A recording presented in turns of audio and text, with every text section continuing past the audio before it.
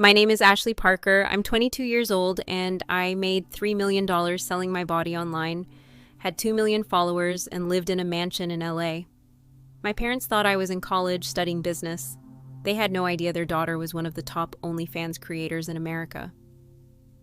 When I died from an overdose in my luxury apartment, Jesus showed me how demons had been targeting me since I was 16, and what he revealed about the spiritual trap behind social media fame will save every young woman watching this. 6 months ago, I wouldn't have believed my own story. I was living what everyone thought was the perfect life. Designer clothes, expensive cars, a mansion in the Hollywood Hills with an infinity pool overlooking the city. My Instagram showed exotic vacations, designer handbags, and captions about being blessed and grateful. What it didn't show was the emptiness that was eating me alive from the inside. I grew up in a small town in Ohio, the daughter of a high school principal and a nurse. My parents, David and Karen Parker, raised me in church, gave me every opportunity, and believed I was going to change the world. I was valedictorian, homecoming queen, and had a full scholarship to UCLA for business administration. On the surface, I was their perfect daughter living the American dream. But perfection was a prison. The pressure to maintain straight A's, to be the role model, to never disappoint anyone, it suffocated me. When I got to UCLA, I felt anonymous for the first time in my life. Nobody knew me as the principal's perfect daughter. I could finally be myself, whoever that was. That's when I discovered social media could be more than just posting pictures. I started an Instagram account separate from my family-friendly one, posting photos that got more attention than anything I'd ever shared. The likes, the comments, the followers, it was intoxicating. For the first time, I felt powerful. A girl in my dorm told me about OnlyFans. She said she was making more money than her parents combined just by posting photos. At first, I was horrified. I was raised to believe my body was a temple, that intimacy was sacred. But she showed me her bank account, $50,000 in 1 month. I told myself it would just be temporary, just until I graduated. I'd pay off my student loans, maybe save some money for after college. I convinced myself I was being smart, entrepreneurial. I was in control. My first month, I made $15,000. More money than my parents made in 3 months combined. The validation was even more addictive than the money. Hundreds of men telling me I was beautiful, that I was perfect, that they adored me. I'd never felt so wanted in my life. I created an elaborate lie for my parents. I told them I'd started a social media marketing business helping companies build their online presence. It wasn't technically a lie. I was building an online presence. I just left out what kind.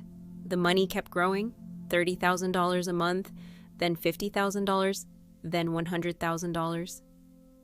I dropped out of UCLA but told my parents I was taking a gap year to focus on my business. I moved to Los Angeles, bought the mansion, started living like a celebrity. But something dark was happening that I didn't understand at the time. The more successful I became online, the more empty I felt inside. I started having panic attacks, insomnia, and a depression so deep I could barely get out of bed some days. I'd take photos for hours, pretending to be this confident, sexy, successful woman, then cry myself to sleep at night. The men who subscribed to my content weren't just customers anymore. They felt like they owned pieces of me. They'd send messages describing what they wanted to do to me, demanding more extreme content, threatening to leak my real information if I didn't comply. What started as feeling empowered became feeling trapped. I tried to quit multiple times, but the money was too good, and honestly, I didn't know who I was without the validation anymore. My entire sense of self-worth was tied to how many subscribers I had, how much money I made, how many likes my posts got.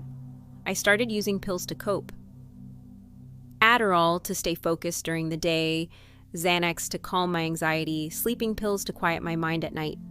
My tolerance built up quickly. 1 pill became 2, 2 became 4. I told myself I was just managing my stress, that successful people do whatever it takes to perform. December 15th, 2024 started like any other day. I'd been working on content for 12 hours straight, trying to hit my monthly financial goals. I was exhausted, anxious, and felt completely disconnected from reality. I'd taken more pills than usual throughout the day, but I couldn't feel anything anymore. My body was there, but my soul felt completely detached. That night, I took what I thought was my normal dose of sleeping pills. But my tolerance was so high, and I was so desperate to feel peace that I kept taking more. I just wanted the noise in my head to stop. I wanted to sleep without dreaming about the messages, the demands, the feeling that I'd sold pieces of my soul that I could never get back. I collapsed in my bedroom, surrounded by designer clothes and jewelry that had cost more than most people's cars. The last thing I remember was looking at my phone, seeing thousands of notifications from men who thought they knew me but had never seen the real me. Then everything went dark. But death wasn't the end. It was the beginning of understanding what had really been happening to me all along. I found myself floating above my body, watching paramedics work frantically to restart my heart. My beautiful mansion felt cold and empty. All the luxury around me looked meaningless, like props in a movie about someone else's life. The strangest thing was that I felt more myself in that moment than I had in years. All the performance, all the pretending, all the fake confidence, it was gone. I was just Ashley, the small-town girl who'd gotten lost somewhere along the way.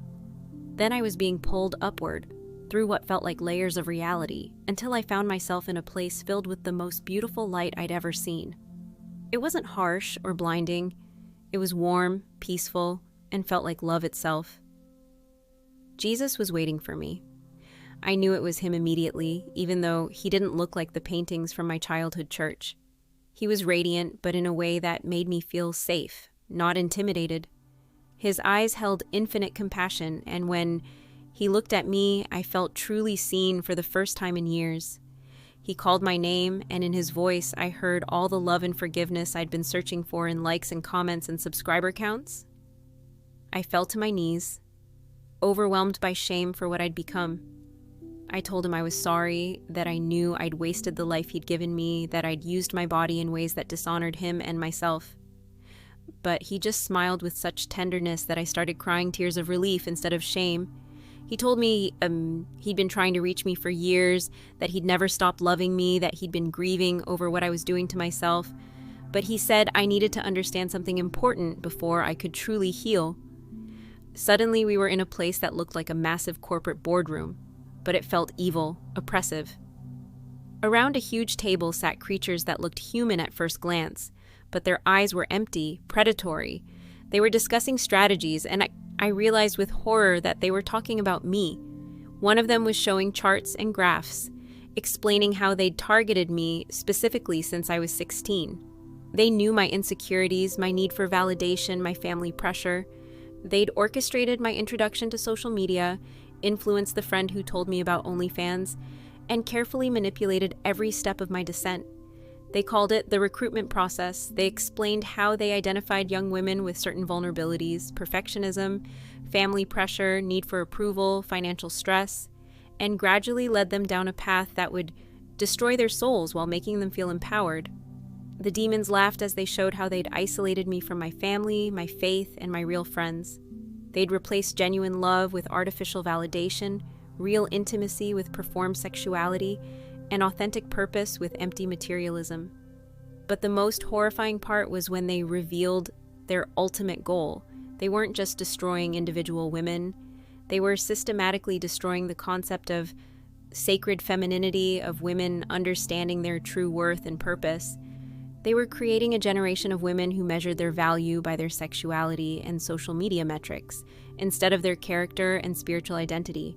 They showed me thousands of other young women caught in the same trap, girls who'd started with innocent Instagram posts and ended up selling their bodies online, women who'd found fame and fortune but lost their souls in the process, families destroyed, futures ruined, and an entire generation of men learning to view women as objects to be consumed rather than people to be loved. I watched in horror as they explained how they'd use social media algorithms to target even younger girls, how they'd normalized what I'd been doing, and how they planned to expand their operation to destroy millions more lives. Jesus let me see all of this, and then he showed me something else, the real me, the woman he'd created me to be. I saw myself using my intelligence and charisma to build something meaningful, to help other women discover their worth, to be a force for healing instead of destruction.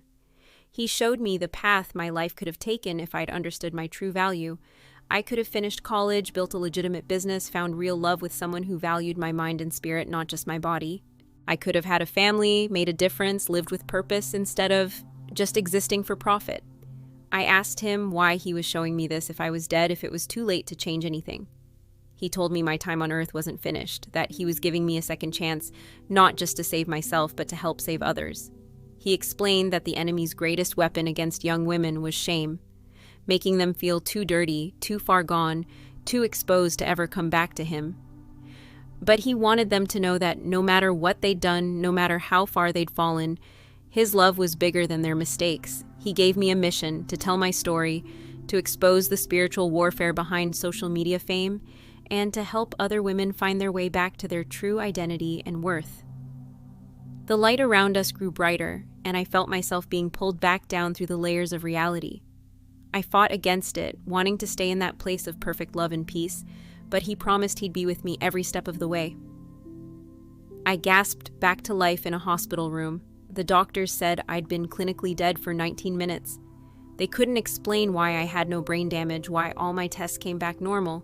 They called it a medical miracle. The real miracle was what had happened to my heart and mind. For the first time in years, I felt clean, purposeful, and loved for who I really was, not what I could provide for others. I deleted my OnlyFans account that day, losing millions of dollars in potential future earnings. I deleted my Instagram accounts, my Twitter, everything that tied me to that life. My subscribers and followers were furious, but I didn't care. I finally understood that their approval had been a prison. The hardest part was telling my parents the truth. I drove back to Ohio and sat them down in our living room, the same room where they'd celebrated my high school graduation and scholarship to UCLA. I told them everything, the lies, the money, the lifestyle, the overdose. My mother cried, not from disappointment, but from relief that I was alive and coming home to them. My father, who'd been my hero my whole life, held me while I sobbed and told me that nothing I'd done could ever make them love me less. Now I speak at churches, youth groups, and anywhere young women will listen. I tell them that no amount of money, followers, or online fame is worth sacrificing their soul. I share what Jesus showed me about the spiritual warfare targeting their generation. The response has been overwhelming. Hundreds of young women have reached out, some still trapped in the industry, others who'd escaped but felt too ashamed to seek help. I've connected them with counselors, support groups, and most importantly, with the truth that they are loved and valued far beyond what they can do with their bodies. I'm not perfect, and recovery isn't easy. Some days I struggle with feeling worthless without the constant validation I used to receive.